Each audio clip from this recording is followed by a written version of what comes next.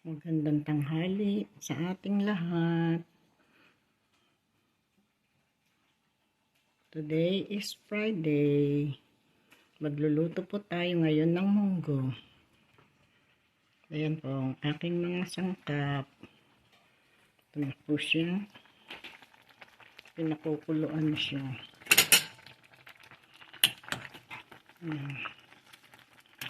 Punta ko sa tubig. So, kailangan lagay natin ng tubig. Kailangan niya ano siya. Bukang-buka na para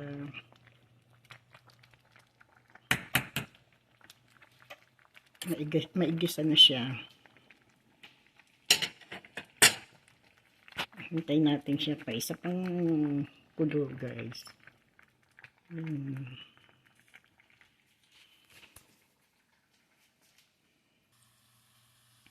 Yan, guys. Gisa lang muna natin itong sibuyas. Hintayin natin siyang mag-brown o maluto.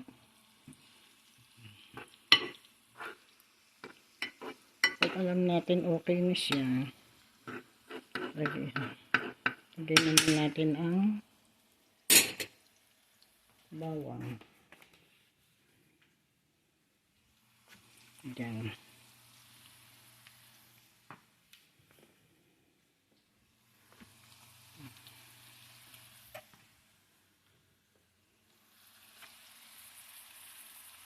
Pasensya na, guys. Wala akong paghahawak ng camera. Pag inilapag ko naman siya, hindi siya makikita.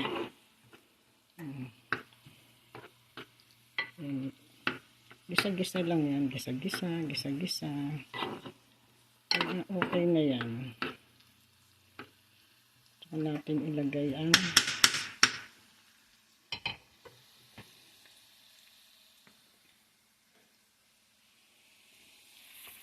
chilis. Alam niyo, guys, masarap itong munggo. May chicharon. Kaso wala kaming chicharon. Kung ano lang ang nandyan, okay na yun. Huwag na tayo pang maghanap ng wala.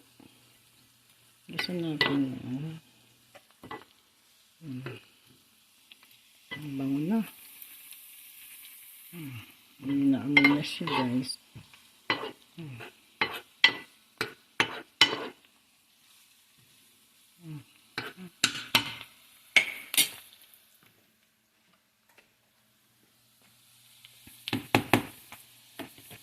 Sunod natin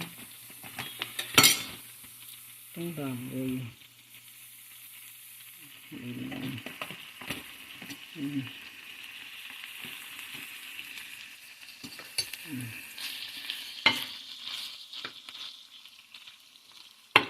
Alam niyo, guys, kanya-kanya tayo ng paraan ng pagluluto. Marahil yung iba hindi ganito magluto, pero kanya-kanya lang yan. Kasi sa ambati, pagdating sa sikmura, tutunaw din yan. Ganun din yan. Hindi naman ito pang pantinda na kailangan ng perfect na pagluluto. Ito pang lang namin dito sa bahay, ulam, para mamayang gabi to, guys, kasi wala namang kakain, wala sila. Hintayin lang natin maluto yung baboy, tsaka natin doon na sa munggo. Ayan, guys, luto na ang ating baboy. Pwede na siyang isalin. May isinalin ko siya sa malaki-laking lalagyan kasi maliit yung pinaglagaan ko. Hindi masyado siya matakaw sa tubig. Kaya dyan na, sasalin ko na siya dyan. Naglagay din po tayo dyan ng gulay. Wala po kaming nakita rin itong dahon ng ampalaya o malunggay. Alam niyo yan, dahon na yan, spinach. Yan ang nilalagay namin kahit na anong niluluto namin. Spinach. Masarap naman yan. Gulay din yan. At isa pa, tatabi rin ako ng munggo. Alam nyo guys, yung kabataan namin, ganyan kami. Pag naglalaga ng munggo, nagbubukod kami. Alam nyo kung bakit? Ilalagyan namin na asukal. Ang sarap kaya. Sino sa inyo guys ang nakaranas ng ganito? O diba? Ang munggo. Ayan siya. Luto na yan. Ano na lang yan. Palambutin na lang. Ayan, matayin ko na siya. Patay na. At umabot tayo ng 12:54. O, diba guys? Wala pa alauna. Luto na siya. Ngayon, itong aking kakainin. Lalagyan ko siya ng sugar. Okay guys. Hanggang dito na lang.